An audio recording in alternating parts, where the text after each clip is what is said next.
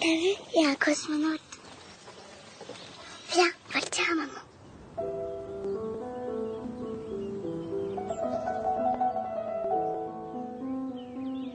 Ma fille, tout essoufflée, m'a raconté qu'elle a croisé un cosmonaute dans un champ de maïs.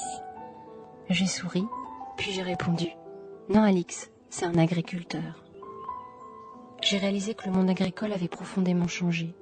Alors je me suis envolée. Pas dans une fusée, dans une montgolfière. J'ai survolé l'agriculture et j'ai découvert son évolution. Sa dernière innovation est invisible mais vertigineuse. Les plantes, génétiquement modifiées.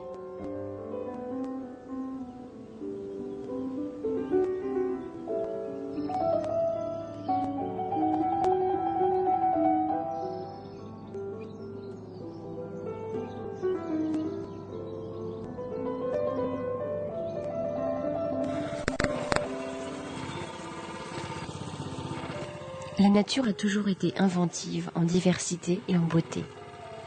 L'homme a toujours puisé dans la nature pour choisir ce qui l'intéressait pour se nourrir. Ainsi, les hommes ont patiemment sélectionné les plantes, puis les ont répertoriées.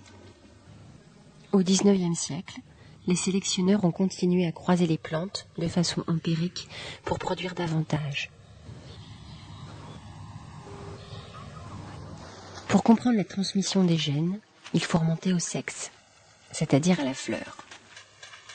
L'homme a donc appris à gérer la sexualité des plantes et l'a nommée hybridation. Je choisis mes mamans et mes papas et je passe ma journée à faire des croisements entre ces mamans et ces papas. À l'INRA, Cyril et Laurence sélectionnent des gènes de maïs en croisant des pollens. La fleur femelle est sortie. Donc là on voit les soies qui apparaissent, c'est les petits filaments blancs.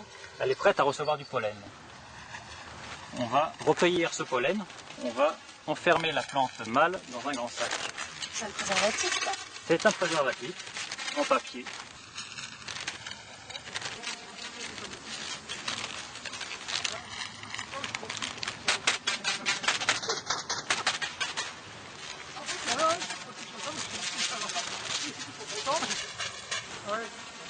Donc on voit toutes les étamines de la fleur qui ont libéré du pollen. Ce pollen, je vais le déposer sur une fleur femelle.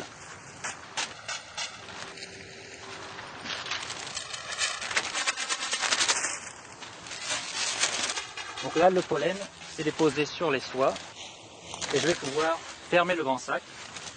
Ainsi, cette fleur ne pourra plus être fécondée par un autre pollen et le grand sac va rester jusqu'à ce que l'on récolte l'épi au mois d'octobre. Et c'est comme ce que faisaient les sélectionneurs de maïs au début du XXe siècle. En 1960, la chimie arrive avec les pesticides et les engrais. Mais tout récemment, une autre technique vient bouleverser les traditions de la sélection des plantes. La transgénèse. Après un siècle de biologie et 50 ans de génétique, les hommes ont réussi à pénétrer dans l'infiniment petit, le gène. Sauf qu'à l'intérieur, 3 milliards d'informations l'attendent. Un gène détermine la forme, la couleur, l'odeur, la taille, la résistance. Un OGM permet de créer de nouveaux organismes vivants en lui insérant un gène ou un morceau de gène de n'importe quel autre organisme.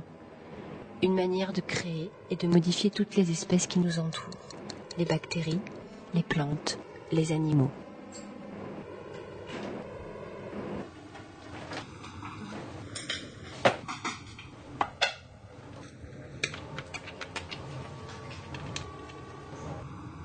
Christian Vello est chercheur à l'université d'Orsay. Comme tout biologiste moléculaire, il fait des OGM tous les jours et toutes les semaines. Je lui ai demandé quels étaient les OGM en agriculture et à quoi ça sert. Plus de 99% des OGM qu'on nous propose en agriculture sont ce qu'on appelle des plantes à pesticides. Alors, pesticides parce qu'elles sont susceptibles d'accumuler des pesticides dans leurs cellules. Alors, pesticides, c'est le terme générique pour insecticides et herbicides. Et donc, ce sont soit des plantes qui produisent en permanence un insecticide qui leur permettent de résister à un insecte ravageur, comme les maïs bêtés, soit des plantes qu'on a rendues tolérantes à un herbicide, c'est-à-dire qu'ils peuvent absorber un herbicide sans mourir.